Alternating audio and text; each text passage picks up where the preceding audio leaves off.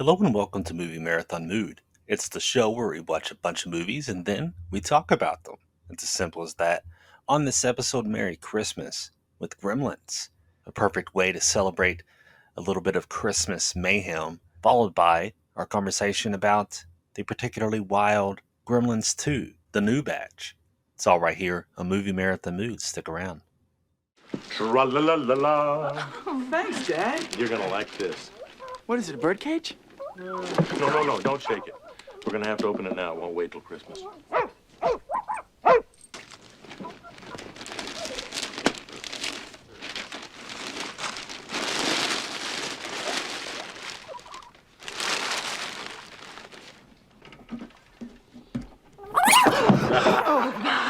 What is it? No. It's your new pet.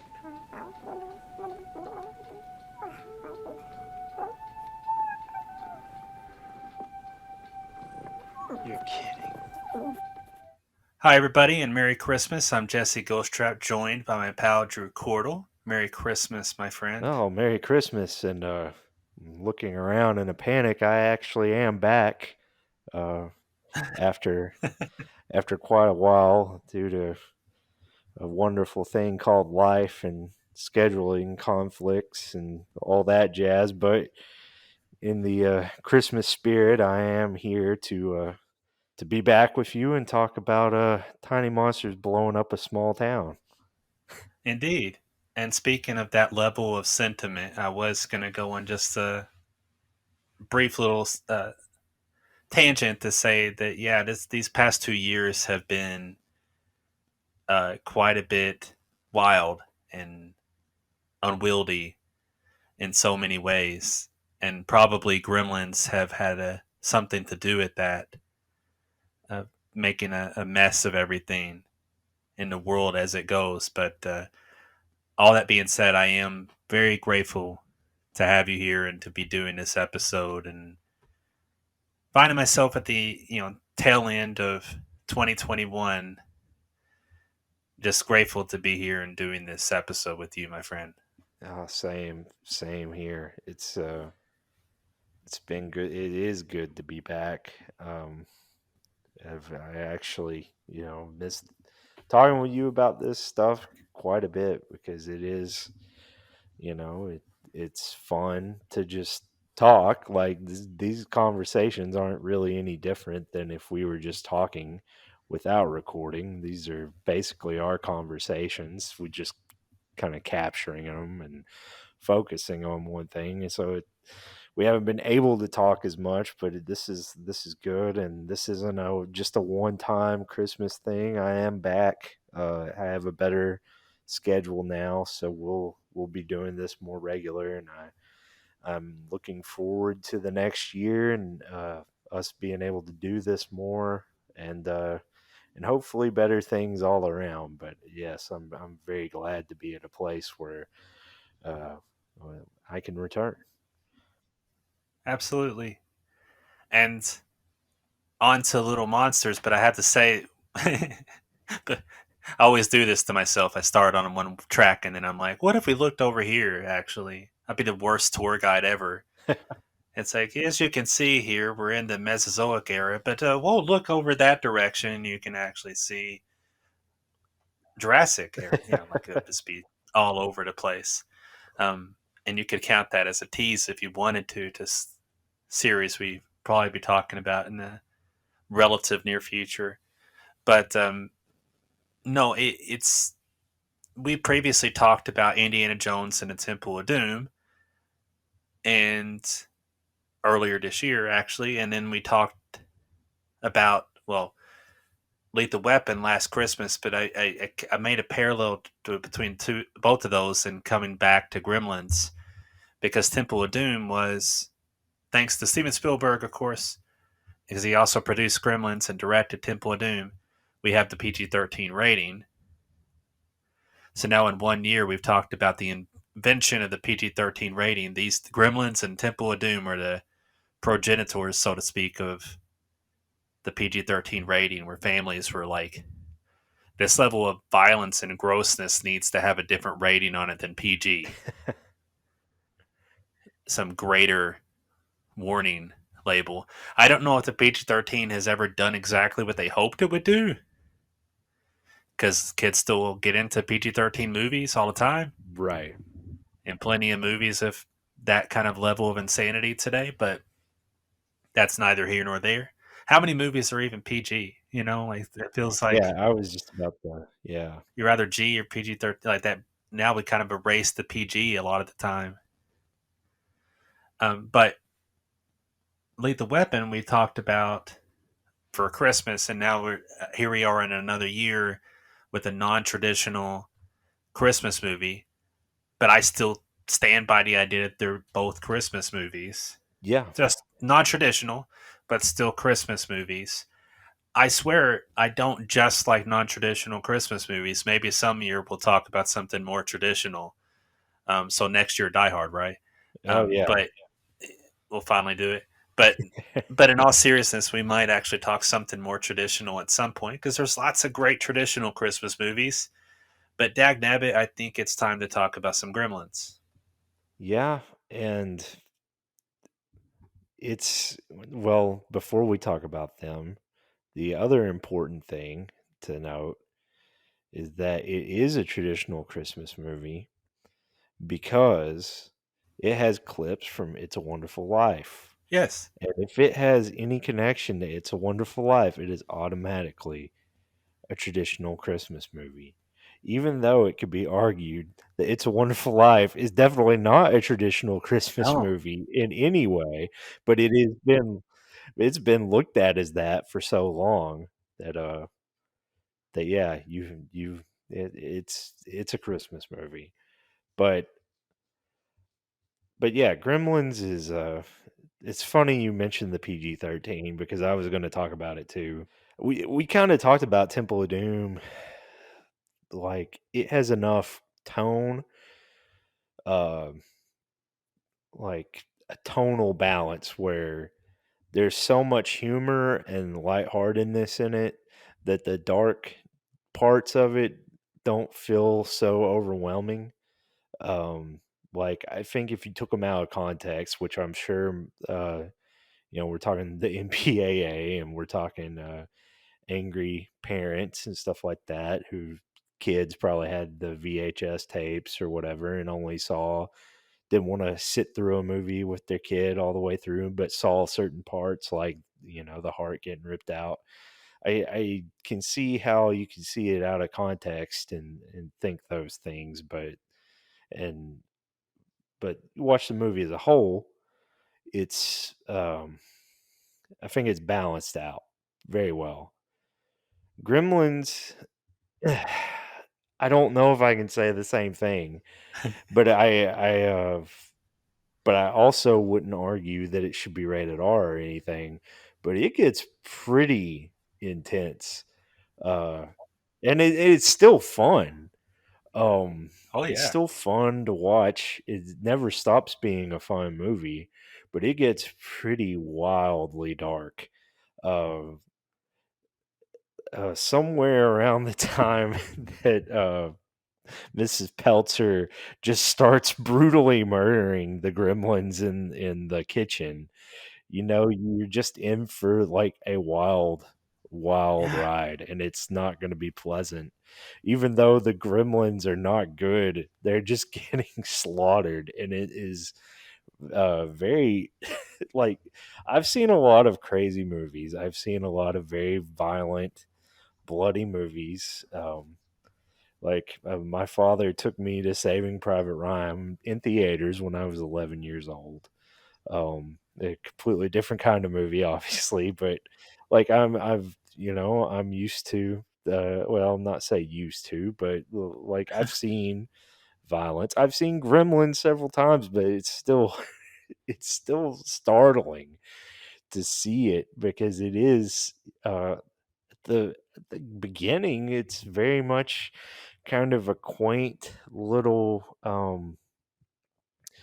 small town spirit of Christmas movie at the beginning. That's what you think you're going to get because it has kind of the setup almost of that kind of movie because you have the setup with Billy Peltzer and and him kind of struggling in the town, and you got Mrs. Deagle and threatening the dog.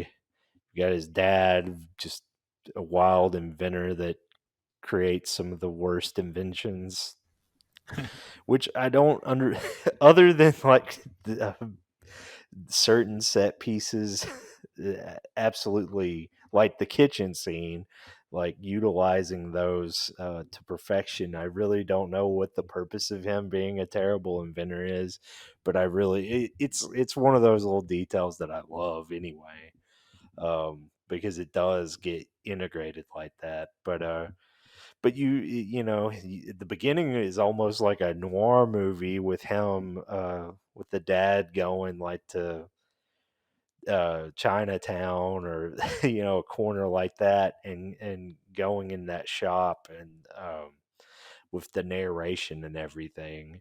And it's also kind of jarring and different. And then we get that narration picking back up at the end too. It's kind of weird bookends. Like if my chief criticism is that this movie kind of feels like jarring, that some things don't quite fit. And they just kind of threw stuff in there. Um, but I also feel like that was necessary because this is just like a bonkers story, and just a bonkers film. But it doesn't. But the point I'm trying to make is, it really doesn't. You if you didn't know anything about it, if you didn't even know, you had never seen a trailer, had never nobody had ever told you anything about Gremlins, that had no idea what you were about to see, I don't think you would have a clue of what you were about to see.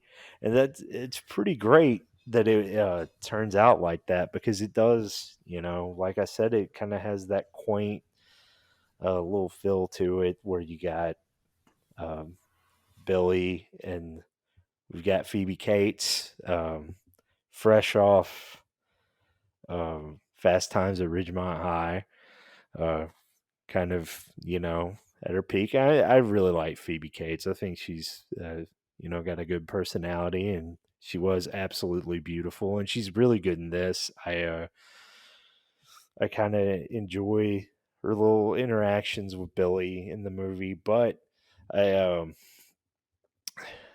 I, you get these kind of setups with these characters, and you think that the movie's kind of going to start you off at this point, and you're going to come around, and it's going to change. She doesn't like to talk about Christmas, and we find out later why. Uh, but you think, oh, maybe this is going to be like a Hallmark Christmas movie or something, where, like, oh, she's just this girl. She doesn't like Christmas. This little furry gift that Billy has is gonna, bring the spirit of Christmas to this little town, and everyone is gonna have a good happy ending, and she's gonna love Christmas by the end of this. If you think that's where this is going, uh, it's just, I'm sorry, that's not where it goes at all, and it doesn't take these characters to the next level at all. Um, it's just a cry. You're like in the middle of the worst day of these people's lives, and I think that's kind of like, ultimately, it's going to sound like I'm not very high on this movie, just because of where the rating I'm going to give it. Like, someone might hear and go, he liked it, but he didn't like it that much. I really do like it. I think this movie, I think Gremlins is exactly what it sets out to be, and I give it probably the highest uh, rating that I think it would be going for. I think, I don't, this obviously isn't trying. This isn't trying to be the best picture of the year. This is very much a fun, crazy kind of movie, and the fact that it takes place at Christmas is part of the charm of it. I think it's kind of like a guise of innocence that it's going to have, and then when it lifts that, it just reveals what it really is. It makes it kind of devilishly enjoyable. Um, there's so much torture and just all outright murder, like all around.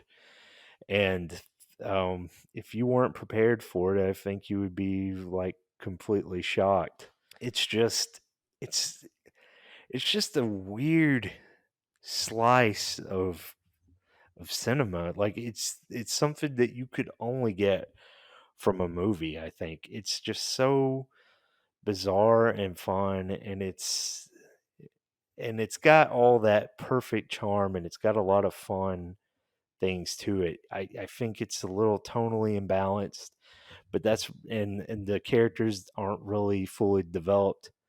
But like again, I don't think that's what the intention is either. But without going too much further into it, because I definitely want to hear your thoughts on it. I think we got to talk about Gizmo, um, and Howie Mandel just a little bit, because Gizmo is just, I mean, ultimately, he's one of the most memorable uh, things from the movie. Like, I feel like most people, if they even haven't seen Gremlins, they know who Gizmo is. Well, like one of the cutest characters ever, and like the little voice. If you didn't know it was Howie Mandel, I don't think you would ever found out unless you looked it up. like, I think Howie Mandel's hilarious, but like him doing that voice is just hilarious to me that it's him. Um, And they apparently didn't have any real dialogue written out either. So like this is all just him reacting as he's watching the footage and stuff too. The little things he's I did saying. not know that. Yeah. That's awesome. Um, but I just love that character. Gizmo is so cool, and and cute. But he also gets tortured in this, and even worse in the next movie, which we won't get there uh, quite yet. But like, it's just terrifying when they're throwing the darts at him. Um, is it's kind of disturbing. It's it's more disturbing than some of the violence against the humans.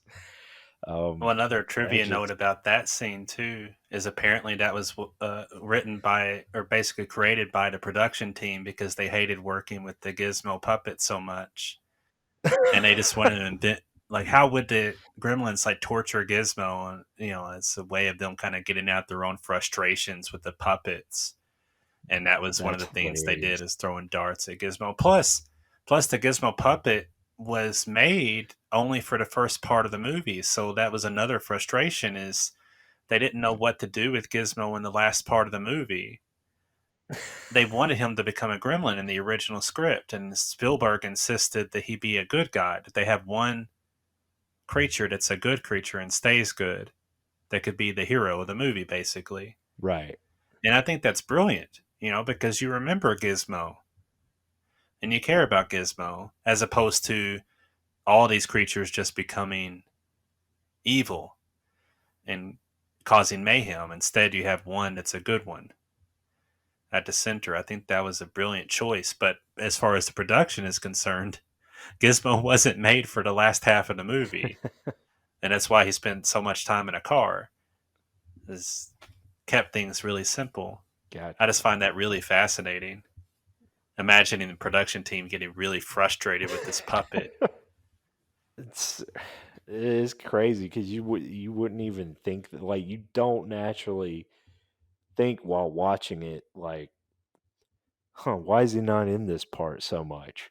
Like, it's natural, it makes sense, that that he wasn't written for it. That's something that never even crossed my mind. That it's like, oh, it's because I've seen it, no telling how many times, and that's never even crossed my mind, and I never read that. So I just got that revelation It makes perfect sense, but they've made it work so well that you don't even think about it. No, you don't. In the thrust of the storytelling, you don't think about it, or for what story there is, I guess you could say. If but no, it's a script by Chris Columbus, and it's early days for Chris Columbus. He wrote Goonies after this, or at least the movie came out after this. I Right. don't know what order he wrote them in, but eventually became a terrific director. I think in his own right, or in my opinion, an underrated director. Oh yeah. Speaking of a Christmas director, too, this guy has made so many Christmas titles. But he also has that devilish spirit underneath a lot of his stories too, and you can sense that here. But you mesh what Chris Columbus and Columbus and Spielberg have similar sensibilities, I think, and then you throw in Joe Dante, and that's the crazy part. I rewatched The Howling earlier this year during October, horror season for its 40th anniversary. Right. Of course, Dante had made that a few years before this. And you said, "Oh, what director should we get to make a family movie?" I know the guy who made The Howling. But he also had worked on the Twilight Zone movie the year before with Spielberg. Did the segment where the kid can conjure anything he imagines, Oh yeah. which is Okay. a really interesting I really like that segment. But also in that movie is a gremlin. They redid the famous Twilight Zone episode. I can't remember the title of the episode. It's off the top of my head, but it doesn't matter. The one is they had William Shatner in the episode originally, and John Lithgow in a movie. George Miller directed the one in the movie where you have a gremlin out in the wing of an airplane. Ah. Not a gremlin like obviously. It's like we say gremlin now. Gremlin has in so many ways become Gizmo gremlins, and that Right. very specifically. But gremlins didn't used to mean that. Gremlins was just the creatures that got in and messed up machines. You have something mechanical or whatever that failed, and it's a gremlin. Right. And they obviously reference that very directly in the movie itself. Like this is a movie that wears its influences very firmly on its sleeve, telling you basically what the idea of everything is. Um, and that's part of the spirit of it too. Like it lets you know that they're in on the joke. They're not taking things too seriously, and at the same time, they're taking things seriously enough that it gets kind of crazy Yeah. and dark. Uh, and I think that's Dante. I would have to say that's Joe Dante's influence in great measure to kind of bring that anarchic insanity, and that includes that scene that you referenced where we hear Phoebe Cates talking about her past and why she doesn't care for Christmas so much, and that's a scene where Spielberg wanted it cut, but he also wanted the director to have control. He respected a director to be able to tell their story, and Joe Dante was like, you know, this is it. This is like we can't cut this out of the movie. This is the movie. This is the movie we're making. He was insistent that that scene stays, and I think that is incredible. And part of my love for the movie is a love for that mentality, Yeah. a mentality that we're going to have a scene where you're not even sure if it's funny or serious because it's handled so seriously, but then it's also so dark. It is so insanely dark. I love it though, and I like Phoebe Cates in that scene. Uh, I think she gives a good performance there, but it's really also interesting. Like in terms of criticism, I mean, like you were saying, I agree with a lot of what you're saying. I'm curious if we're going to land on the same rating or not. But uh, I same as you, I'd like to express that I really enjoy this movie. I've grown up with it, so you could say some aspect of it is nostalgia, but I think it's further than that too. I just enjoy the movie. It is what it is, but Yeah. it's also not as deep as it could be. Like Chris Columbus has written richer things than this and developed things further than this in a way that pays off better. Because, I mean, yes, you have some payoff in terms of the gadgets and so forth, but not enough to really inform the characters or the storytelling. Right. It's just some fun in the way the movie's made, which I enjoy watching, but it's not necessarily great as storytelling. Yeah. If you're going to get into and plus, like the studio, this is something I found funny, and I'm trying not to step ahead of ourselves when I say this, but the studio said that there are too many gremlins. And Spielberg said, yeah, we should cut out all the gremlins and call it people, which I thought was a really funny thing. But then if you look on Gremlins 2, and he said to Joe Dante, I think there's too many gremlins. And what I think, like, there's quite a number of years between the two movies. And I think Spielberg had evolved in that time period and became, a better producer and a better storyteller in his own right. Not that he was a bad storyteller before, obviously. I'm just saying in terms of being a producer Right. and having an idea of which direction a story should go. There's a world where these movies were even richer in terms of their character development and worked that much better. Um, and they don't go to quite that next level, in my opinion, in terms of being really great. Right. But I love them just the same. Like that's the strange place that these movies exist in. Like I will always get a kick out of watching it. It's really good. I really have a lot of fun with it. Uh, as much as like when you reference that kitchen scene, and obviously that's one of the scenes, Oh yeah. and that people remember, and that the people were referencing when they said we need a new rating. It's crazy how fast the mom starts tearing Gremlins apart. Like that's her reaction immediately. Like sure, if you see a spider or something, you'll smush it with your shoe or whatever, you know. But if you see a These are giant, like dog sized, you, like yeah, giant dog and you sized grab it and shove it into a creatures. microwave and all that. When would that ever be your first reaction? They have claws and Like teeth. if a stray cat or dog got in your house, would your first reaction be to stab it with a kitchen knife, or to throw it in a mixer, or throw it in the microwave, turn it on high?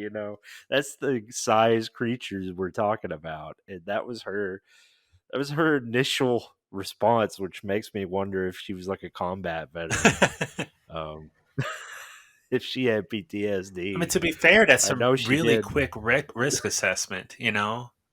Right. Like these things need to be stopped immediately and destroyed. Yeah, like that scene is insane. And it is much for her response as it is like the gremlins themselves. Like the gremlins themselves don't even really do anything too crazy until uh uh Stripe reproduces at the YMCA, and then they go on a spree through the town.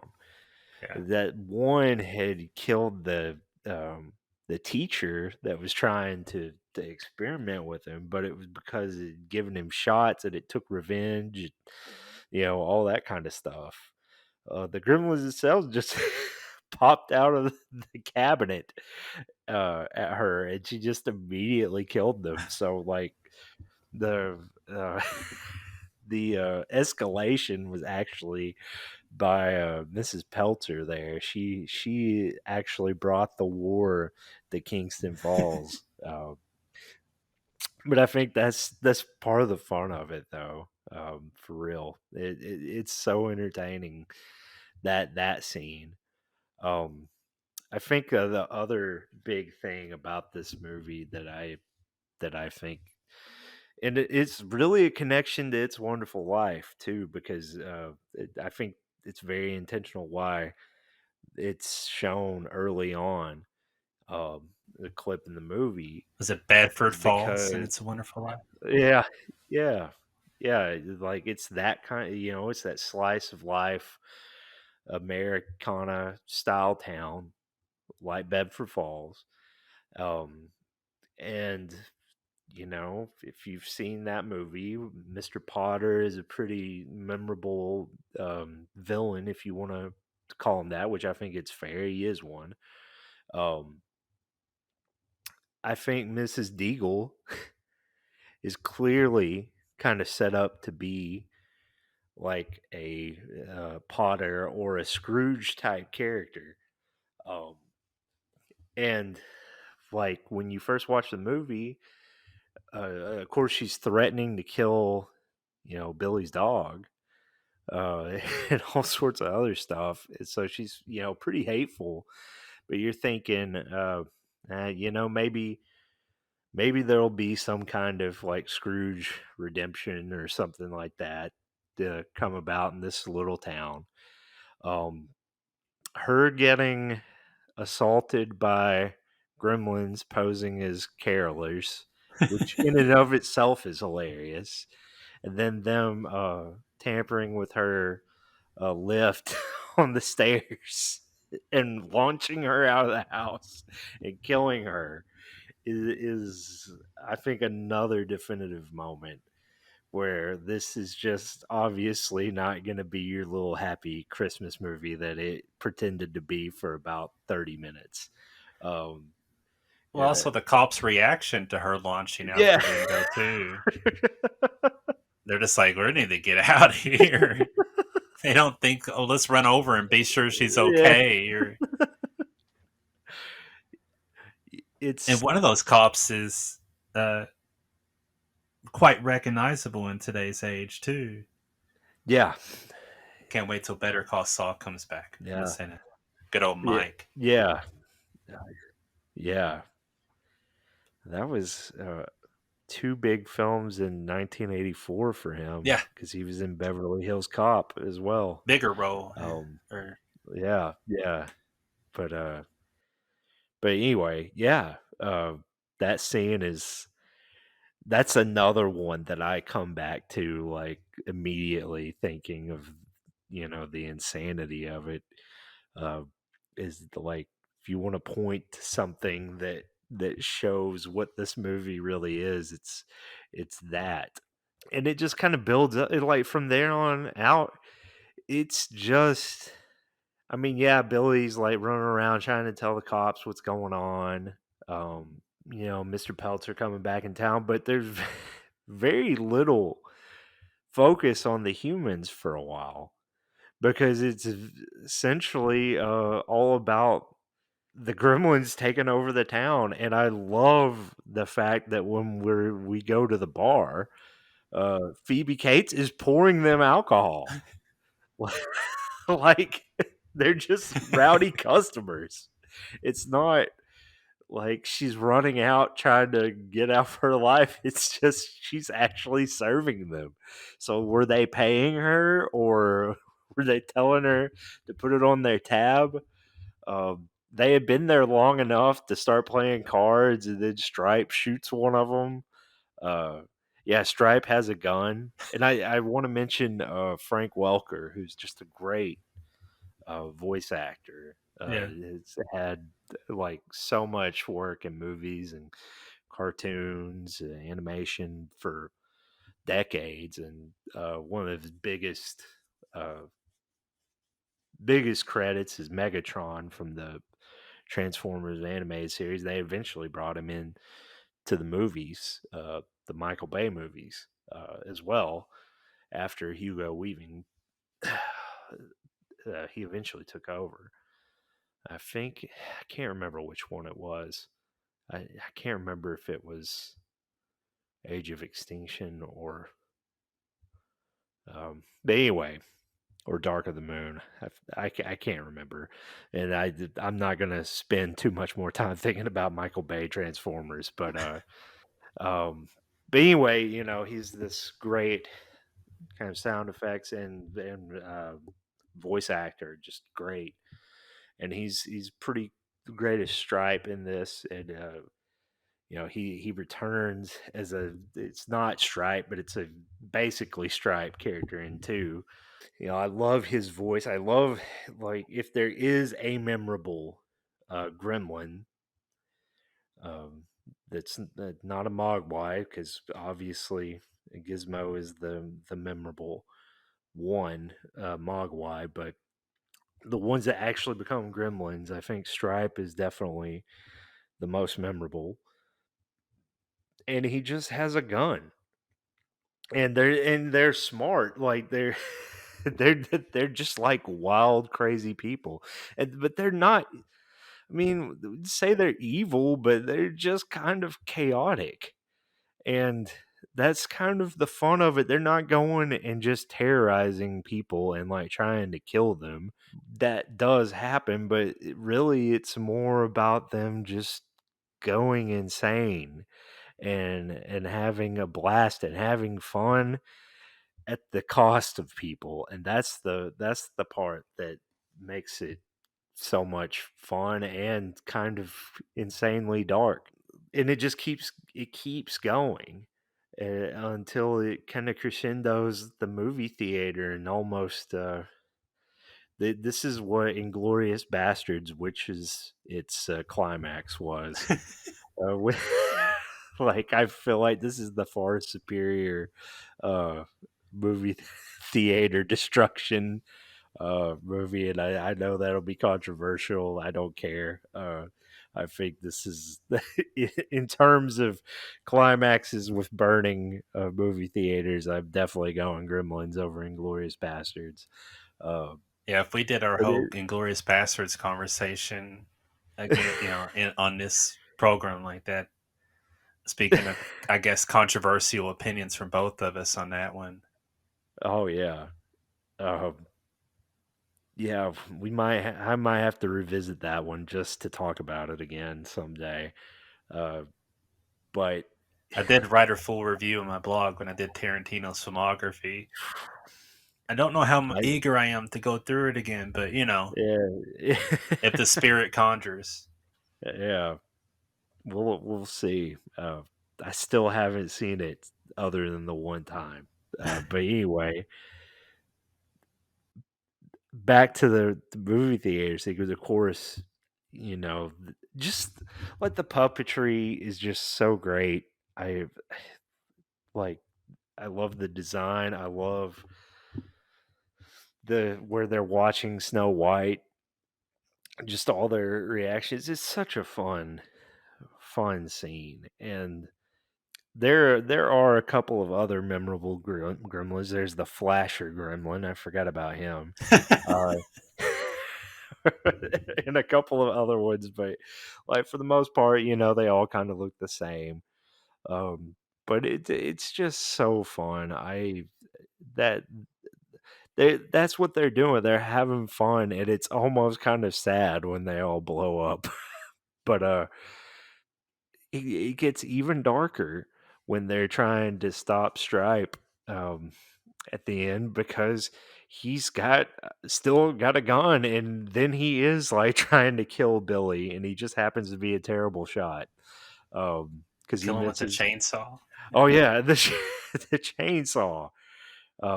And then he gets dragged away by the chainsaw because he puts it on the ground in the opposite direction. It's so goofy. It's very Looney Tunes, which we'll talk about more when we talk about two, because it's a lot more um, that direction. But yeah, it's just it's a very specific kind of movie. And I think, like, if you've never seen it before, which if you are listening to this, you've probably seen it. And if you haven't, what I'm about to say is irrelevant, because I'm going to say, like, if you haven't seen it before, the best thing to do is to watch it without knowing anything about it, because I feel like if you can get that fresh perspective going into it, it could be, really interesting.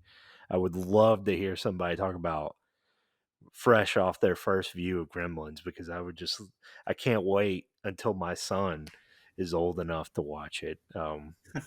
He's seen bits of it because I watch it. I watch it on Christmas. I have the last several years, and or I watch it on Christmas Eve, somewhere in there.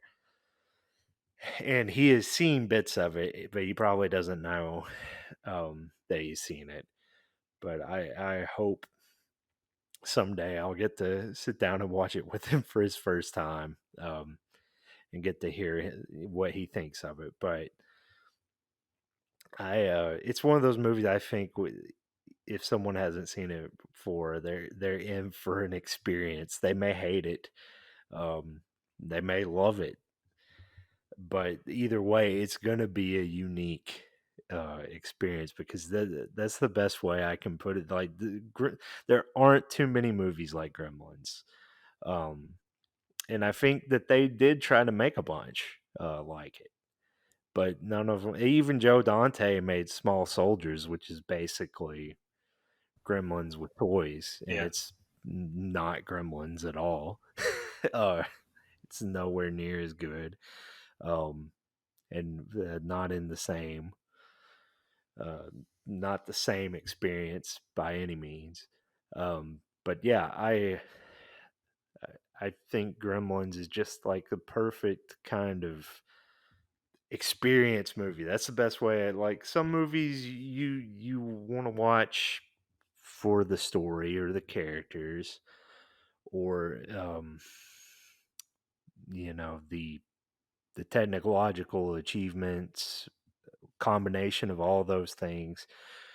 But then there are movies that are just experiences to watch for what they are, and I think that's the category I would put Gremlins in. Like, it's just a fun ride that is just crazy, and you allow yourself to enjoy that ride, you're going to have a lot of fun. I think, um, ultimately, see, it's a struggle here. What do I give it?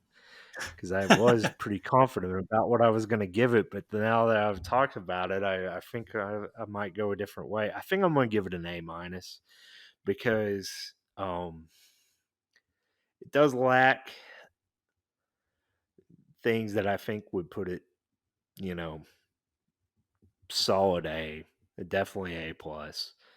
But it's got a lot and does what I think it wants to do very confidently, and very like, and like you said, for better or worse, I feel like Dante got to make the movie he wanted to make, and um, I love to accept it as that. I I would love to see a version that maybe had a little bit more depth. I would love to see a version that um, kind of reached a different conclusion, maybe, or maybe had a different effect on the characters. But I would not want to see the movie that did not have the Phoebe Cates scene, because it's like you said, what Dante said. That's what the movie is. It's very central to to what you're seeing, and yeah, I don't think I could see it without that. So I'm gonna be very, very confident with. I'm good with giving it an A minus. I think it's, I love it. Um, and maybe it's the nostalgia. giving it that, maybe not. I do enjoy it. I don't care um, about if I've seen it before or not. I don't sit and go, well, maybe I'm just liking this because I've always liked it. No, I enjoy it for what it is every time. So, yeah, that's where I fall in this little quaint Christmas classic here. We mentioned the puppetry and how good it is, and I have to concur. But that goes along with just how technically well made the movie is too, in general. And I think it looks great. Cinematographer John Hora is basically has been Joe Dante's cinematographer, and I think he does a great job on this and on Gremlins too, um, and other movies that they made together. John Hora actually he passed away earlier this year, February 9th. Um, but regardless of which, I think the movie looks really good. Like it has that Yeah, classic look a lot of the time, but also great horror touches, like when you get that scene at the YMCA and the pool's lighting up and stuff. yeah, It's got a really cool, creepy, exaggerated vibe to it that I really love. A lot of stuff like that are just really clever, great touches, and plenty of horror touches, of course, that are part and parcel to the movie and what gives it a unique flavor.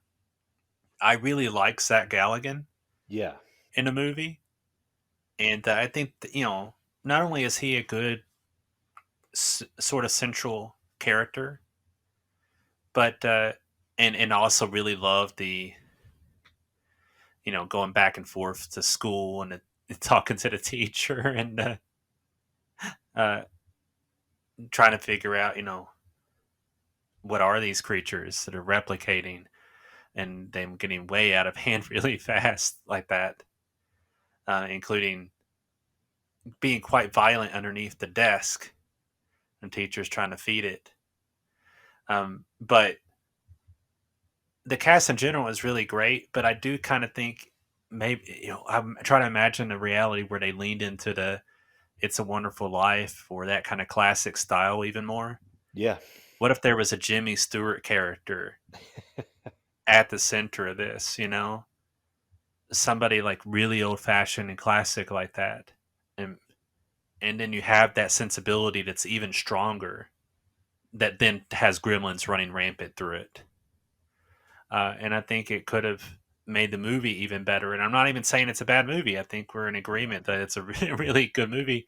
right. Um, I'm on a similar playing field as you, but I land on a B plus. Um, but I've often talked about the A minus B plus teeter totter. Movies that kind of try to figure out where they fall between two different ratings, and I land on a B plus, but I do thoroughly enjoy it, and wouldn't mind returning to it year after year as a perennial favorite because I like what it does a great deal, and it has too many just anarchic, crazy things that I love. That Joe Dante spirit, that Looney Tune spirit that I really enjoy, but I think that can move us directly into the sequel 6 years later, Gremlins 2. Take a look at this, guys. You know how I've been working on making these tomatoes tougher for when they ship them? That's terrific, Wally. Oh my gosh. It's eating my vegetable medley.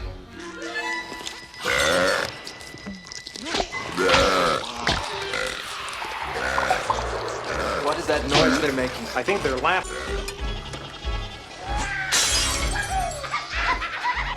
What on earth is going on? I trust that's not the brain hormone that creature's drinking. Good boy.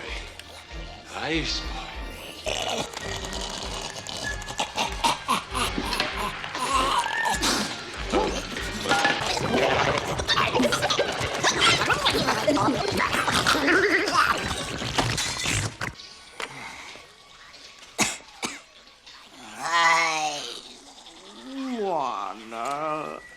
talk a little bit about what's going on in this room, because I think there are some fascinating ramifications here for the future.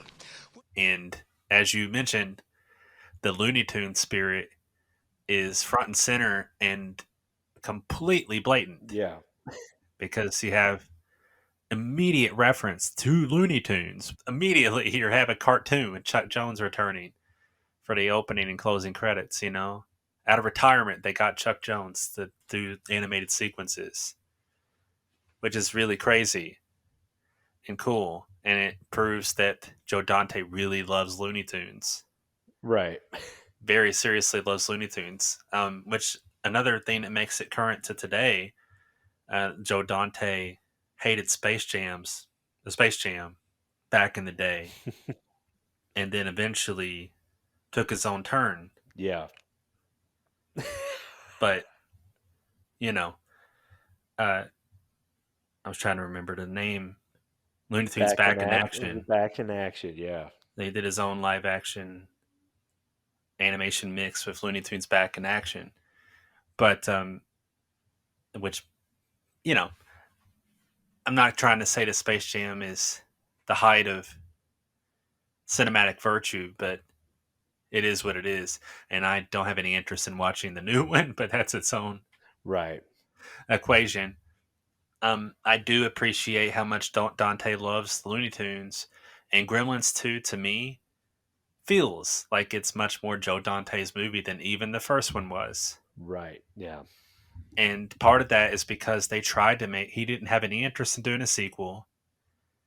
They kept trying to do different variations of it. Apparently, they talked about doing one that would be set on Mars at one point, or the moon, or something, like going to space somehow. They had all different types of crazy ideas, and none of them were panning out. So they went back to Dante and they said, "We'll let you have complete and total creative control if you'll just make us a sequel to your hit movie, so we can make more money." And he said, "Really, complete and total creative control? You got it." And he made Gremlins 2, which it's worth pointing out was not a successful movie No. at the box office. Um, it is a divisive movie, in so many ways. It is definitely not a Christmas movie, traditional or otherwise. No. Um, it also, like, in general, like, it does do things that are obviously very classical in nature, or like you have a Dracula who's referencing, "Oh, the movies are better when they were in black and white." And I feel like there's a part of that that's Joe Dante talking about, "I like the old movies." Because I feel like he kind of leans into that a little bit sometimes, liking the classical sort of sensibility. But the movie doesn't have any of that attempt, really, at being classical or suggesting it's anything other than a live action cartoon, essentially. It is just a wild, anarchic movie. Um, Before I even say anything too much, I'm curious your kind of take on the Looney Tunes of it all. I think it's really hard to think of what a sequel could have been to Gremlins, um, because obviously you could have done obviously you could have done the obvious, which you just do the same thing again, which was pretty common of 80s sequels. I mean, obviously we're in the 90s now, but sequels to 80s movies back then, you just take what was successful and you do it again, uh, in a different town or a different character, or whatever. And to a degree, you can argue that the same things do happen again, but the uh, the tone, the uh, complete. This is one of the.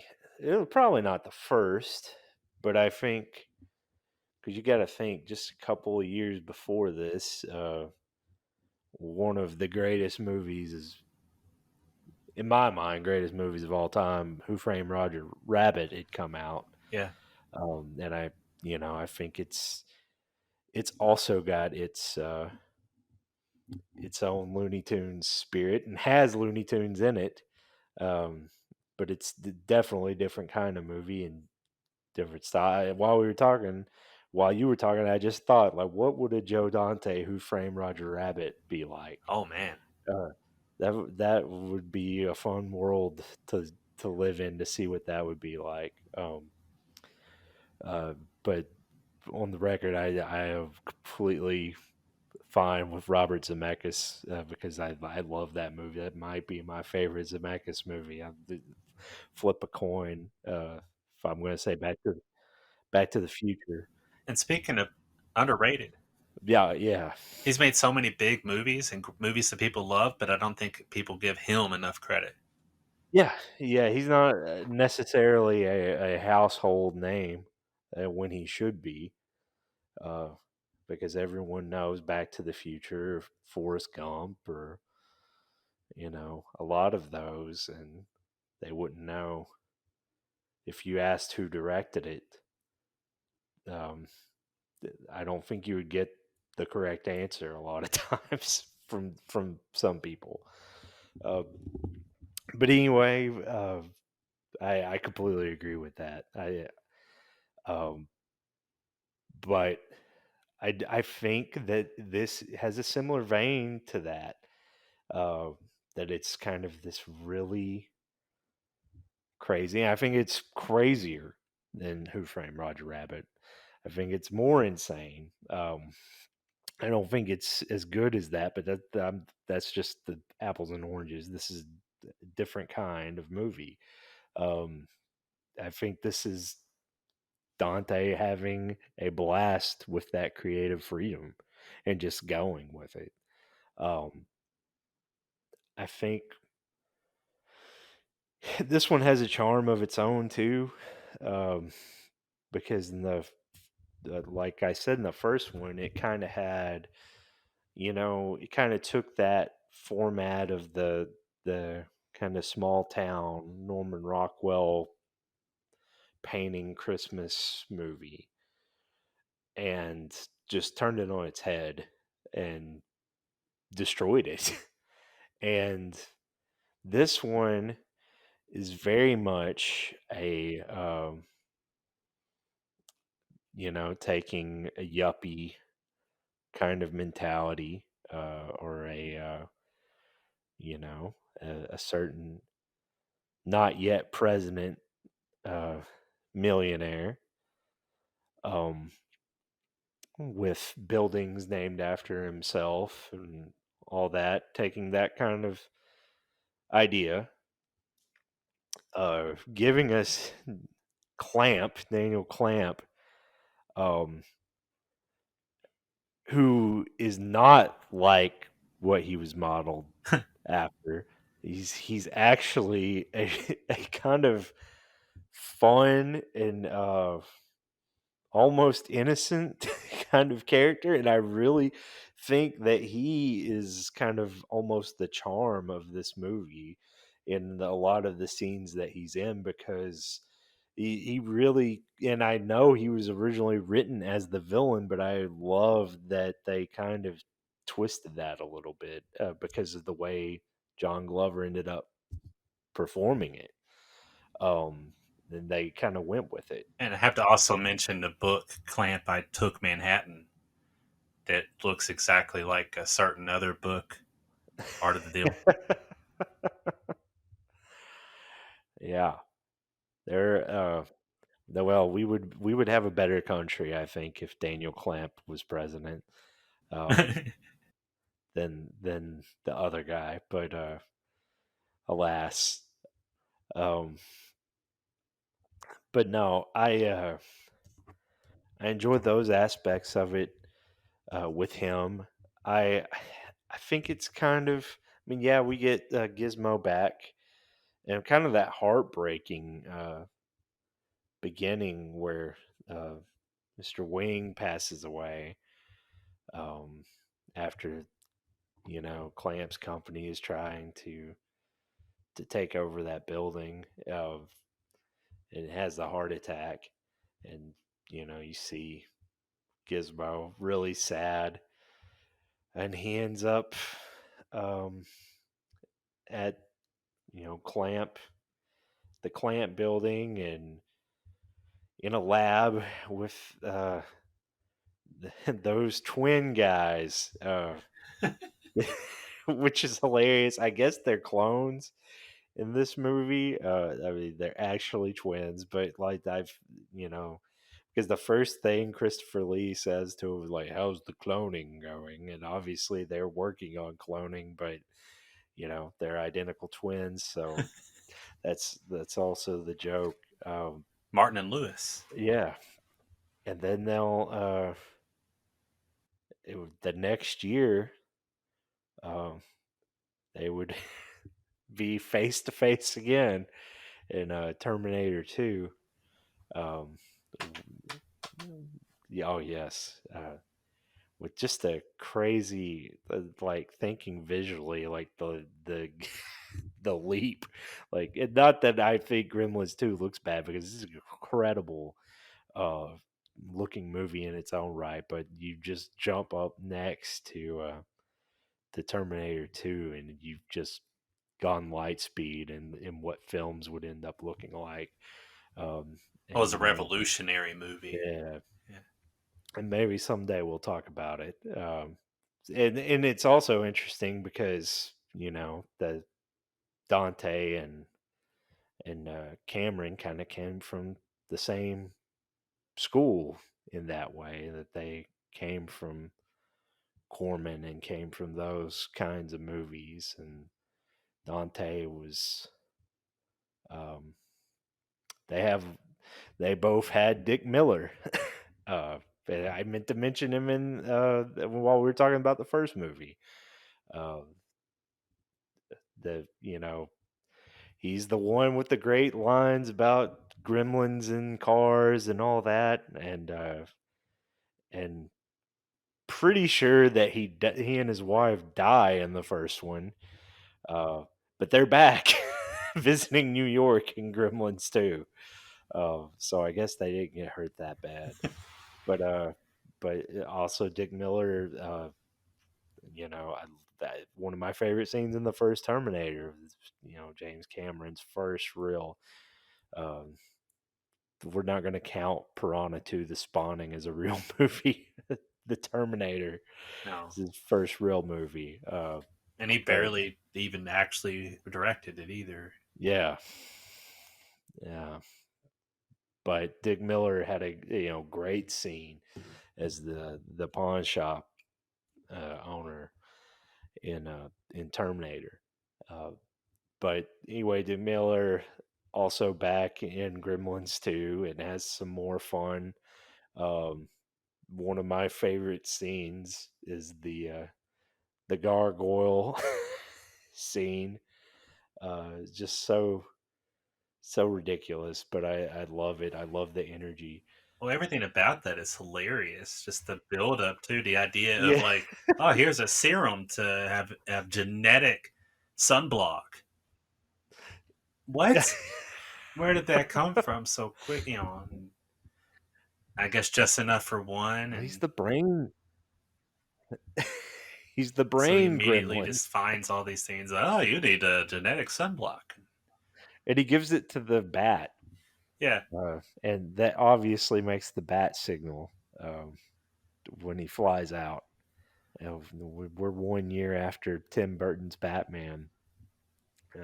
Warner which Brothers. reminds me too. Not only was that another Warner Brothers success story, big huge success story the year before, but they released Gremlins 2 the same weekend as Dick Tracy, trying to hurt Dick Tracy at the box office, which did not work, by the way. Speaking of another comic title Yeah, that was successful in its time and not so much remembered today. no, and I used to love I I used to love Dick Tracy. I had like a Dick Tracy T-shirt. I had a bunch of the toys and everything. I bet people now know Gremlins 2 more than they know Dick Tracy now, Yes. because Gremlins 2 has had this great with kind of. I hate using the term cult following, but essentially that's what it is. It's had a lot, kind of a second life, um, and not just from people finding it and watching it and enjoying it on video and DVD, Blu-ray, but with the internet community is especially on YouTube. There's so many reviewers that have gone back and had very popular videos that talked about their love for Gremlins 2 and revisiting it, and so it's got a following. It's got a lot of people that love it. There's a lot of people that would argue that it's better than the first one. Kind of going with that divisive, because there's some people that hate it, but there's also people that absolutely love it. And like I said, think it's even better than the first one. I think when I talk about this movie, again, I think it's very similar into the first one, that it is like an experience. It's just again that kind of movie, but it's even different than Gremlins One is. Like, I think Gremlins One, even though it is a crazy experience, I think you're in for a traditional movie. Like, I know I said it's not a traditional movie, but it in the sense that it's like this narrative, and you go with it. Gremlins 2 is just this chaotic energy thrown at you, Yeah. and you are trying to dodge it for almost 2 hours. It's the best way I can describe it, is because it is these ideas pitched and thrown at you, like what happens with all the gremlins, what they do in the building, all the different. Like, I love the idea of the clamp building, because there's all these different, like there's a research and development lab, there's a food court mall type area, there's television studios, cooking kitchen studios, um and all used hilariously.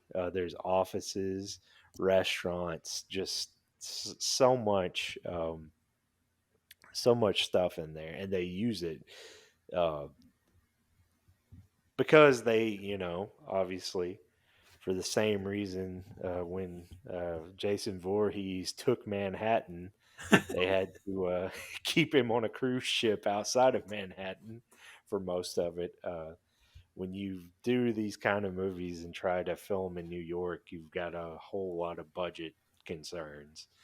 So obviously they had to come up with a contained area for this to happen in, because you couldn't have gremlins storming New York City. Uh, like, could you imagine the scene where they go to Times Square and like uh, just like, imagine a Gremlins 2 that took place at New Year's Eve in Times Square. Yes. That would be awesome, but I like absolutely no one would have paid that paid the money to make that. Like the And ball I don't. drops and crushes everybody, they mess They're, with it. one of the gremlins is running from it like Indiana Jones while it's crunching people left and right. That would be amazing. But what they do here is come up with this way to have all these amazing sets and different types of gremlins in a pretty smart way, I think. But they just take it and they run with it, and they never stop running with it um, until it's over. And there's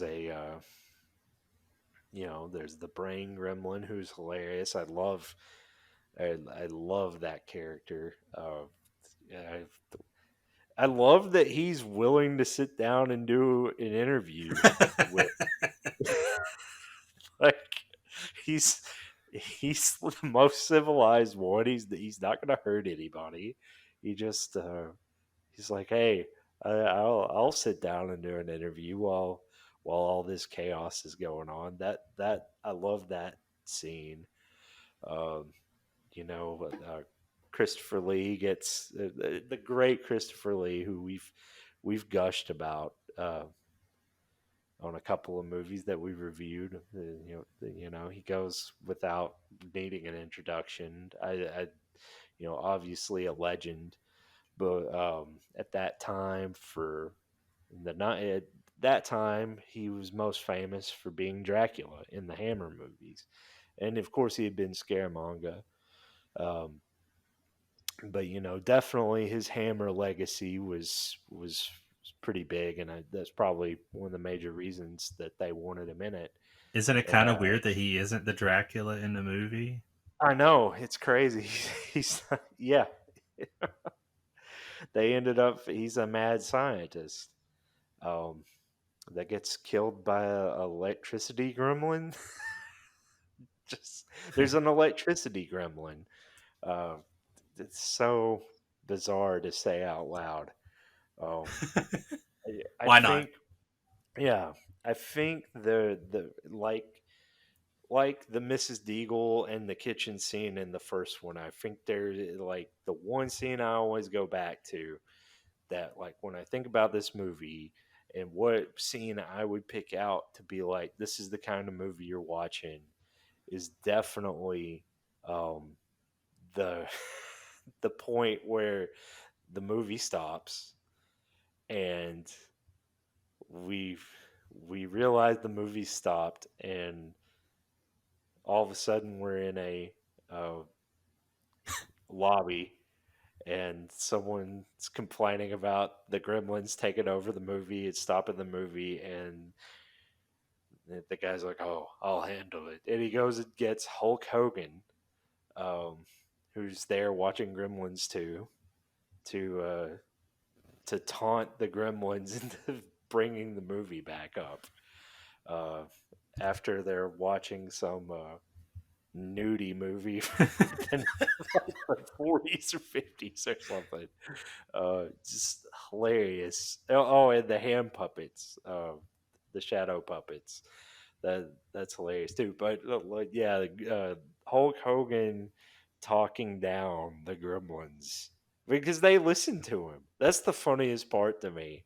Is like for anyone else, they would like blow him out or kill him or do something crazy, but Hulk Hogan says it, and they just start the movie back up.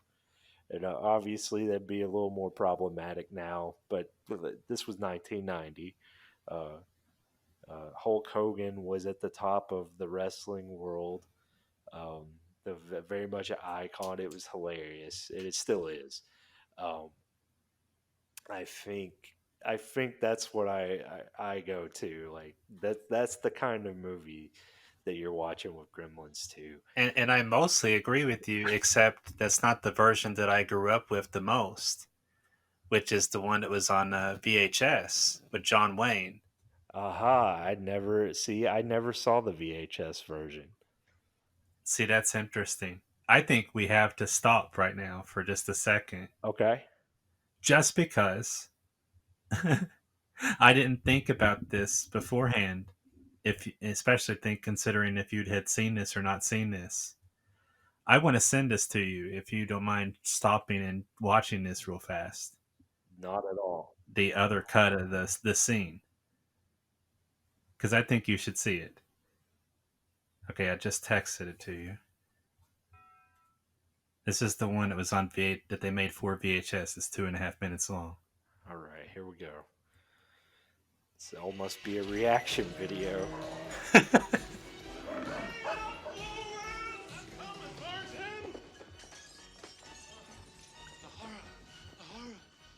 The breakage, sir. What happened? What happened? They fought back. That's what. Things. Stuff. I swear to God, young man, I will never hurt anything ever again. There's some things that man is not brought to this place. He is a problem, Tim. Sir, please try and calm down. We don't intend to renew your lease. Just tell us what you saw.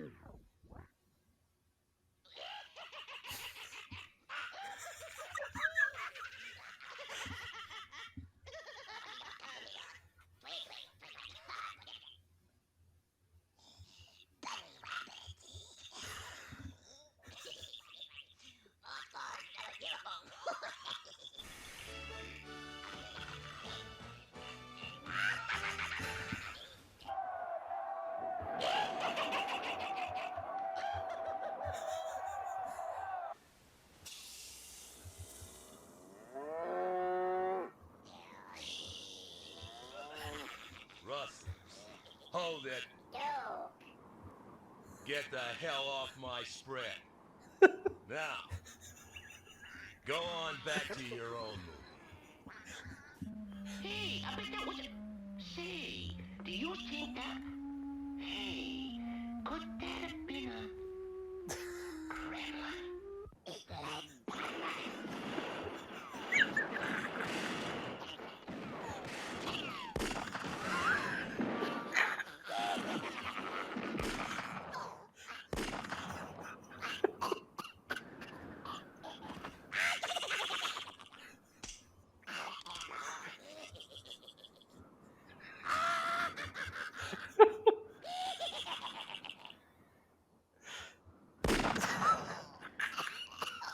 Well, I warned them.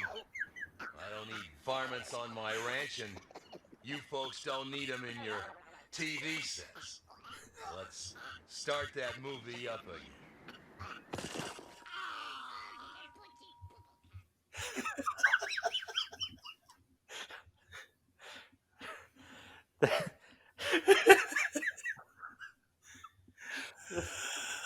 That's amazing.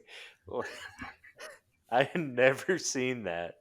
So this movie keeps on giving. I think I'm almost certain I saw it in the theater too, but I Right. watched it all the time growing up, and that's the version that I saw was the one where they made it obviously just for VHS, where instead of the film burning, it's like a video glitch, and That then you get to the John Wayne clip. that is hilarious. I want to see a Gremlins Western now. Like that's that is oh that's all I need is like Gremlins with the bandit get up laughing and shooting guns. Like that's a movie. That's what I need, right? I need 2 hours of that. Like And the I fact that they're also like almost gleeful even to be shot by John Wayne. Like they're not like heartbroken that they're being killed. They're just like, "Duh!" They dude, accept it. it's their mad respect. I love that. Man, if they ever do another Gremlins, if it just needs to have that. It just needs to be like that. Um, but thinking about the shadow puppets and Abe Lincoln, it kind of goes to Phoebe Cates almost having another scene uh, where she's talking about Abraham Lincoln. Uh, that's gonna be like her Christmas Santa Claus thing in in the first one, but like Zach Galligan's just like no, no, let's not. Uh, and I think it's almost weird. It's almost awkward that Phoebe Cates is in this. Like they Yeah. they're just like, oh yeah, I guess they'll still be together, and then they awkwardly have that seduction date that Billy goes on with the other girl, and then she ends up getting attacked by the spider gremlin. Just so Yeah. much craziness. And it goes to the characters not really being developed like they could or should Yeah, be, you know. yeah, but oh, I'm still recovering from that. That is That is the movie. yeah, again, yeah, it perfect like that sums up exactly what I was trying to say is that like that it's just a chaotic comedy is the best way I can describe Gremlins 2. And I think um like for some people that's gonna maybe not be their thing. They may not it may be too much of a comedy. where I could almost see you arguing the point that the first one's almost kind of a horror comedy. Because it does have kind of some terrifying stuff in it, but it's a whole lot more silly in Gremlins too. I don't think anything's really scary.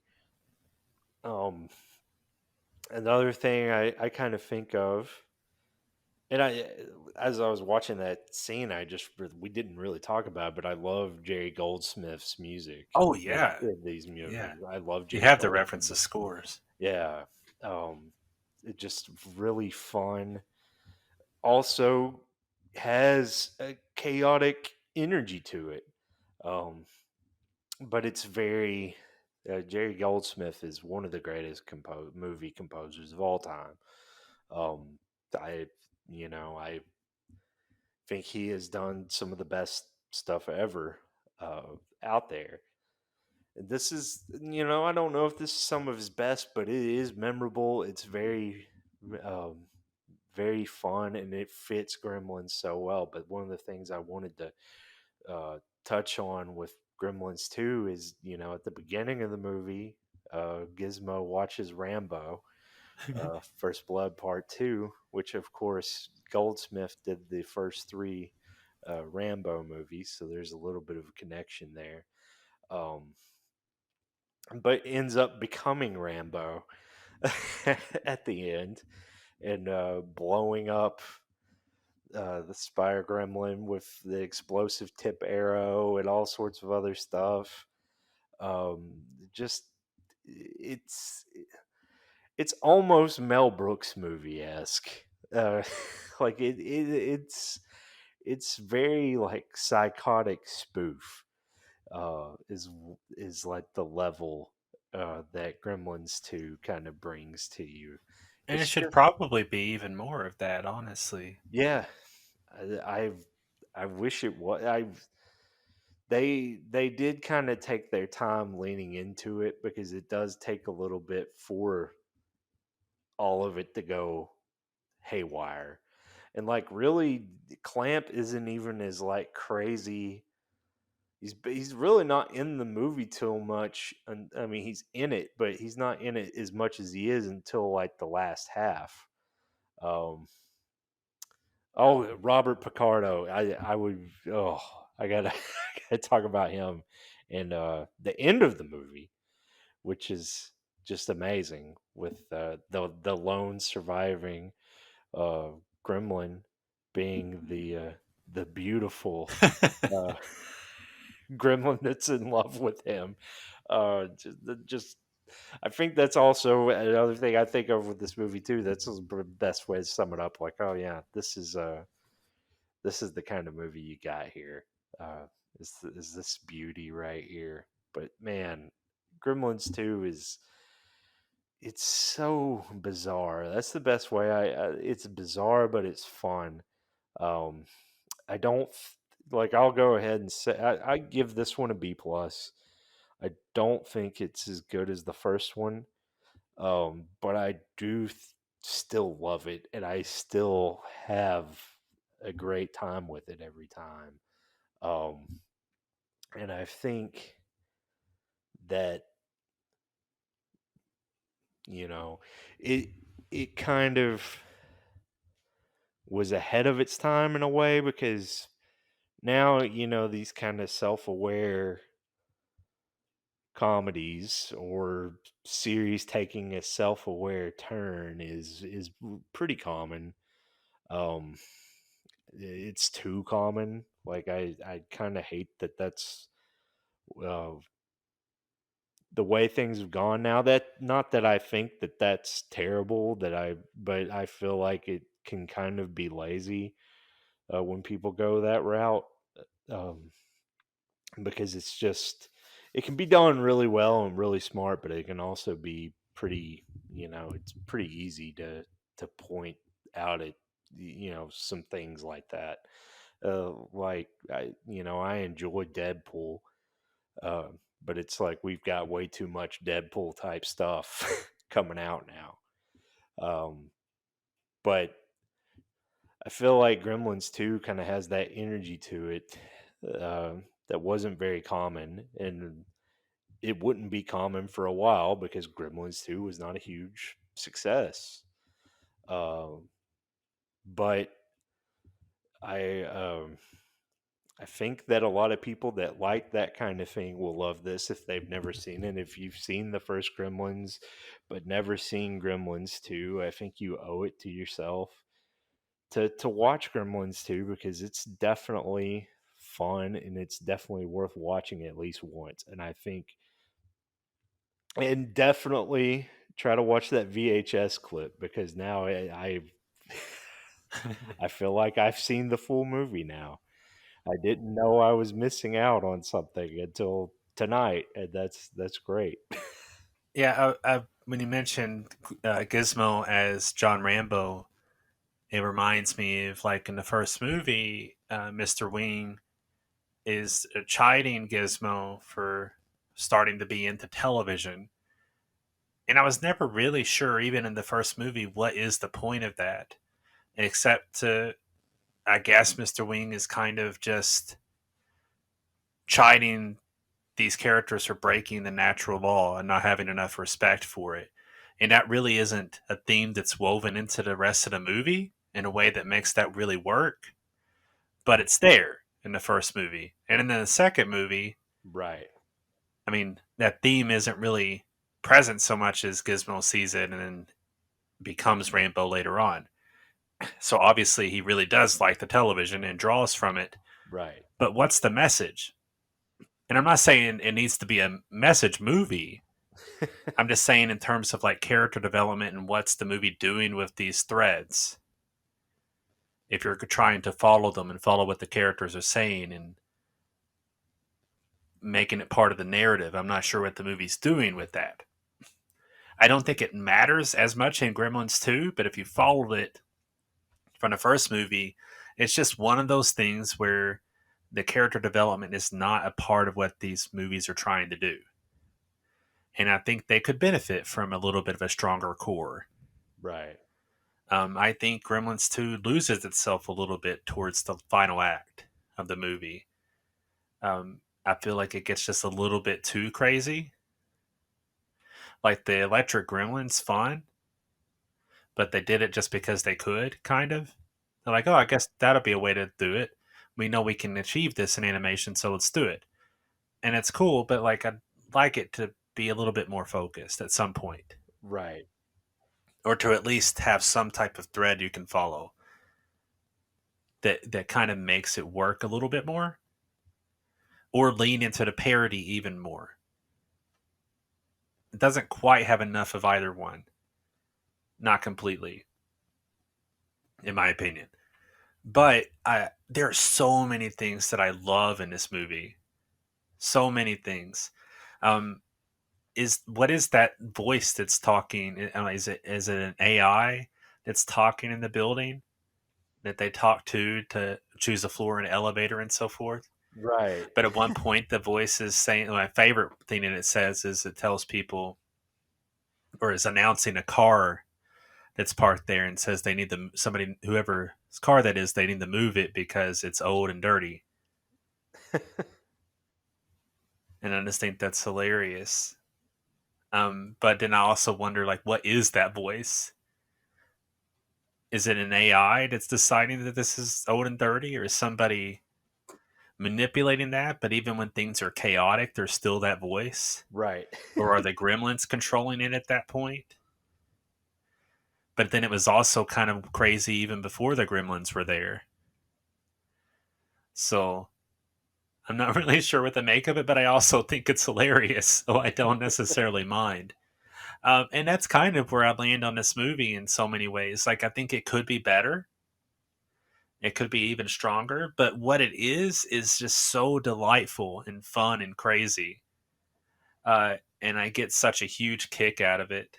Um, I mean, I'd love just even having Christopher Lee in the movie. Tony Randall as the Brain Gremlin is one of my favorite things. Right. Yeah. That character, like you said, is just so funny. Um, and it speaks to the just wild spirit of the movie too. That just happens. and he's got glasses. I don't know where they came from, but he's got glasses, and he's the brain gremlin. Genetic sunblock out of nowhere that he finds. But all these little touches just add to this anarchic spirit of the movie. And the thing that makes it work so much for me is the fact that part of it's knowing the backstory in some ways that makes it work so much. In terms of it just being like Joe Dante saying, really, you're just going to let me go crazy and play? Then absolutely, I will play with the idea of a sequel in some ways. That's kind of what this movie is it's having fun with the idea of corporatizing things, making product out of a movie, selling the toys and stuff. And they really should have leaned into that more. They should have had the merchandise and stuff. Gremlins merchandise. The Gremlins maybe should have been, selling toys of themselves and stuff. If that had leaned so hard into the idea of product placement and stuff, they could have really taken this into a whole other level in terms of parody. Right. Where it would have worked. But I still think it's so much fun. That John Wayne segment, I'm so happy I could enlighten you to its existence. But that's also, like, speaking of nostalgia, I probably watched Gremlins 2 more than Gremlins growing up. So I definitively remember that on VHS. And it's almost weird to see the Hulk Hogan version again now. As it exists in streaming. I almost wish they had made a version for streaming, because they made the version for VHS. Yeah. But obviously that would have required them investing in it years later, as opposed to VHS, which was obviously made at the time, contemporaneous to making the movie. They knew it was going to be on VHS as they were making the movie. Which also was hilarious that they had people complaining in theaters and returning VHS tapes thinking that they were broken. Which obviously, like, it didn't take that long before the Gremlins popped up. You would know that it was part of the movie, but it's still funny. Yeah, they talked about making a third movie too, and I almost wish they would. And they're making a cartoon that's supposed to come out next year on HBO Max. And Zach Galligan has said that if it's successful, then they probably will try to bring back the movie version. So I guess we'll see. They did the Mountain Dew commercial. I don't know if you saw that. The Mountain Dew commercial with Gizmo and Zach Galligan. And that's fun to see that kind of come back. But I don't know what it would be in today's age, because I have a hard time believing it would be Gremlins 2. Right. What would modern day Warner Brothers do with the Gremlins franchise and treating it like a franchise? I'm not sure. I will say that I think it's interesting that you're in this era, 1990s, that, like, Steven Spielberg produced Animaniacs on television, which I think is in many ways an even better version of what I love about this movie. And obviously the parody and the cartoon energy and the having fun with itself. Yeah. And the idea of it being corporate product and that kind of thing, like, it's all embedded in there. Pop culture, gags, and all types of stuff is all through Animaniacs. That's not me trying to dismiss Gremlins 2 again. I think Gremlins 2 is fantastic. But I also wish they'd done more than just a single bat symbol in the wall. Maybe they should have had more direct selling of Batman merchandise or Batman references through there. I don't know. But even having said that, I think it's hilarious the way they handled all these little things. The gargoyle is a funny touch that doesn't really make sense physically. The physics of it don't quite make sense, but it's hilarious, so it doesn't matter. And I think that's kind of where I land on Gremlins 2 is so much of it, the things that bother me less than in doing Gremlins because it leans into the anarchy even more. Which is why I'm the exact flip of you, and I give it an A minus, um, which I think is just kind of hilarious and perfect in so many ways. But that's yeah, exactly. We're exactly the flip in terms of which one's A minus and which one's B plus. But I do absolutely adore this movie. I love John Glover in this movie. I wish there was more Clamp Yeah. too, and partially because I love John Glover. But that's exactly the as far as like what brings this movie down at all is things like that. Like, oh, I really like what they're kind of doing with this character, but we don't really see enough of them. We don't really see enough of Christopher Lee's crazy doctor Right. to know what he's about, to know his motives and why that's interesting in this world. It's just like little touches of things that aren't really developed fully. But I don't want to condemn it too hard because I still really think it's fun and enjoyable. And obviously, I'm giving both of these movies thumbs up, a sturdy recommendation. I think they're both anarchic, wild, fun movies that are very much worth checking out.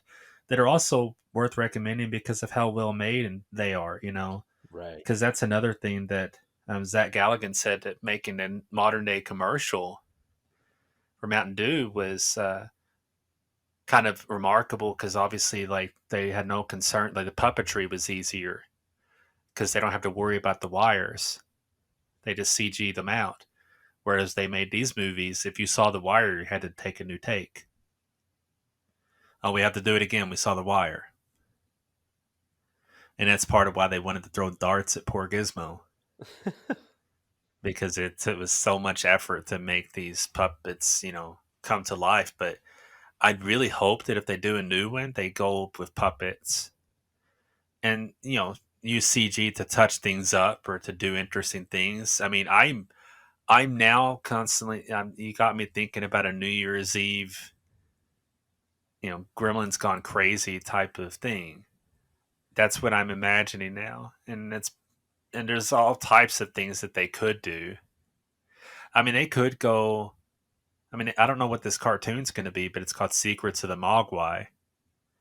So is it going to be developing what the Mogwai are and this whole culture, a past or a present thing? I'm not sure. I don't know what you do with this world in terms of developing it. And I'm not saying they can't. I'm just saying I don't know what you do with it. Right. Um, but again, that's where my kind of concern lies is that even with the things that I'm picky about in these movies, I love them, and I think that a huge chunk of it is that Joe Dante spirit. And if you don't have that, and you're just treating it like any other story that you can make constant versions of, I'm not sure what that makes it. I'm not sure what they're going to do to develop this out.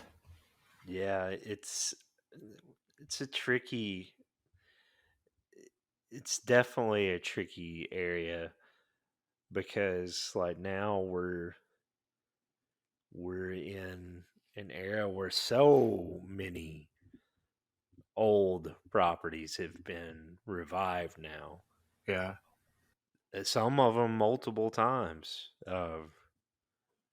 Ghostbusters had a 2016 uh, version, and then a remakeable type uh, reboot this year.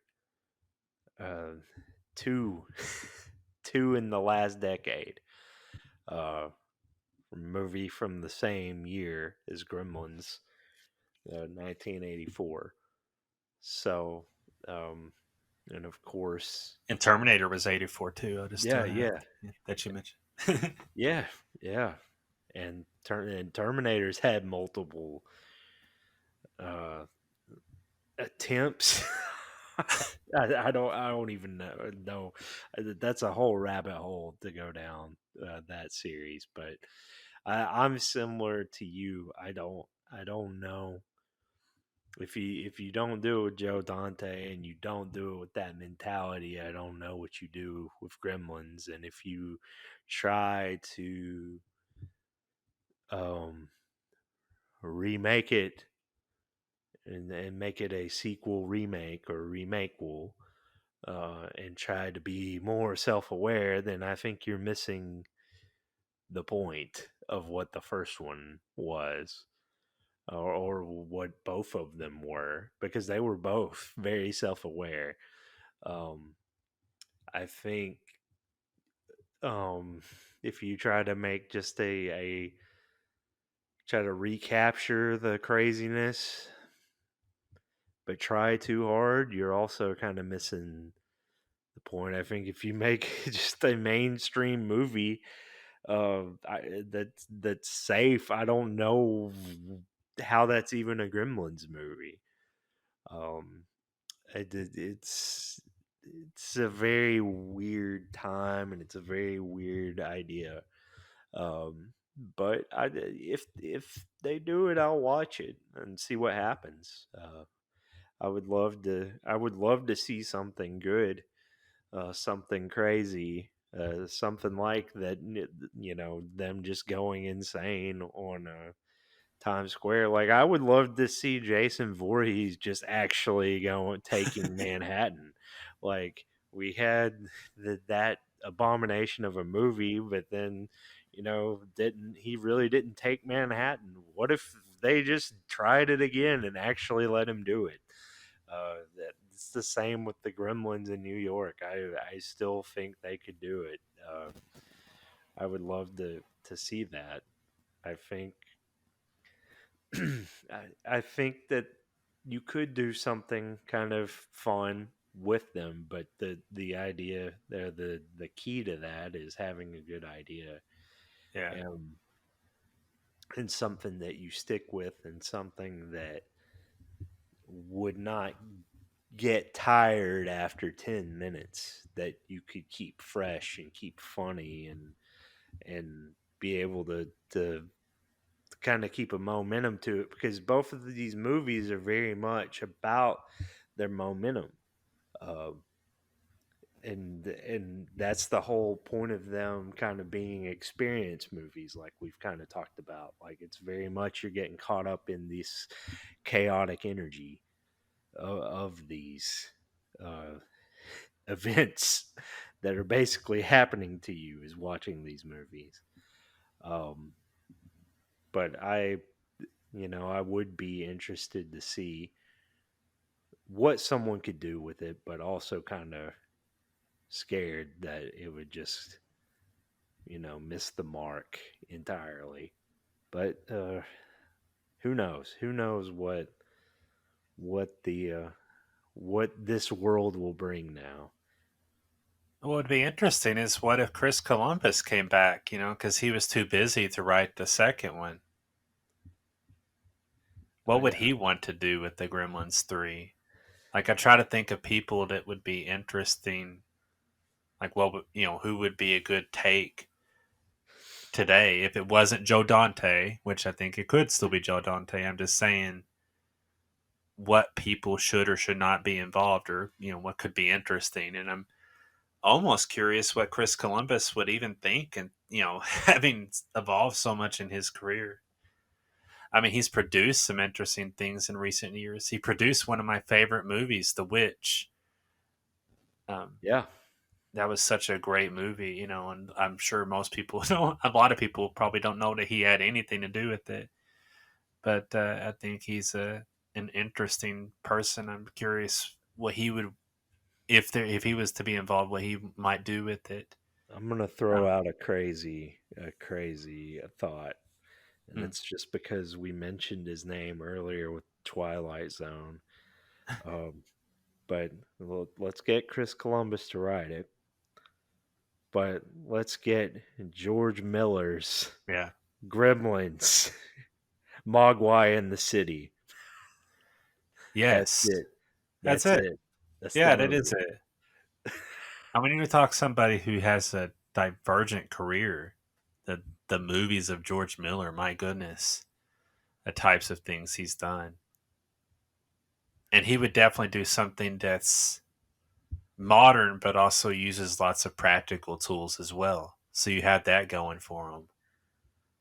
And you Well, also have the idea that he's made the Babe movies and, or, wrote the first Babe and Babe Pig in the City and Happy Feet 1 and 2 yeah. that he made.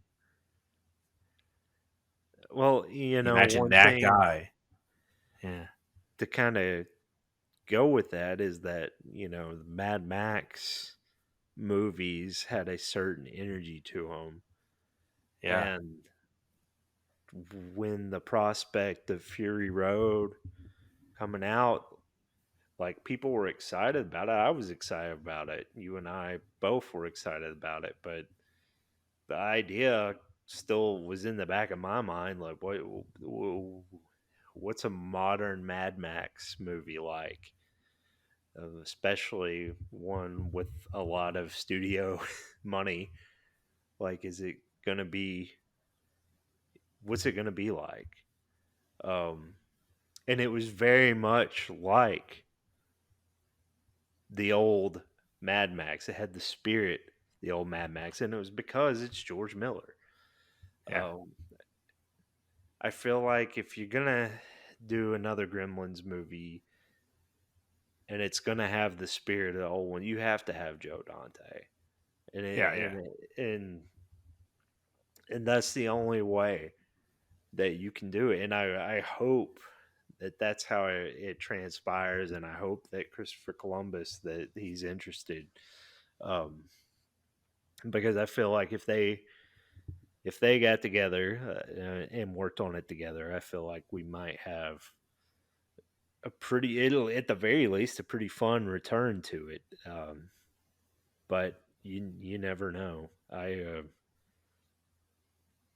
It's one of those things like never never thought I would need another Gremlins movie, but if it came out and it was good, I would be completely content with that.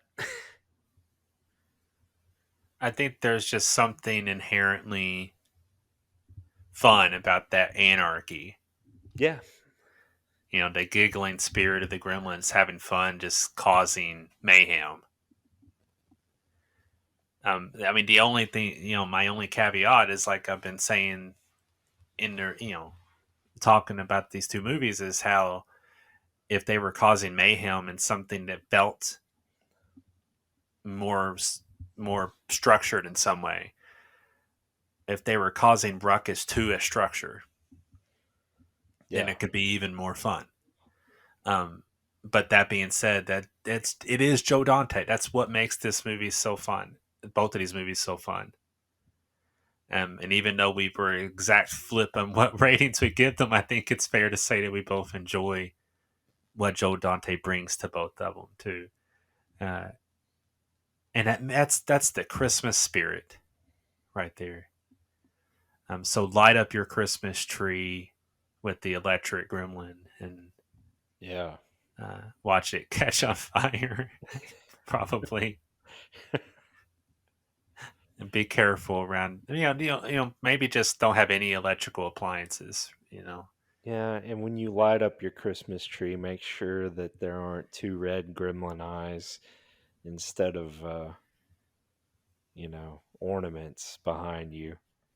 But if they do and they jump out at you, make sure you have a kitchen knife that you can, plunge into the gremlin's heart, and a microwave on standby, because you never know. And that's, being in the kitchen's what the holidays are all about anyway.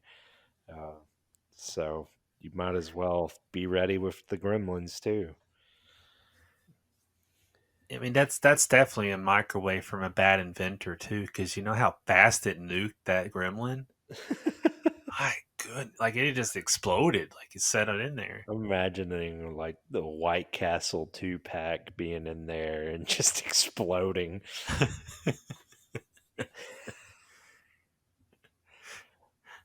Well, cheers with the coffee sludge, and Merry Yeah. Christmas to everyone out there. Thank you, Drew, Yes. Thank you, for another Jesse. conversation. Yes. Good to be back, and happy Christmas. Yes, indeed. Thanks, everyone, for tuning in here on yet another holiday movie marathon mood.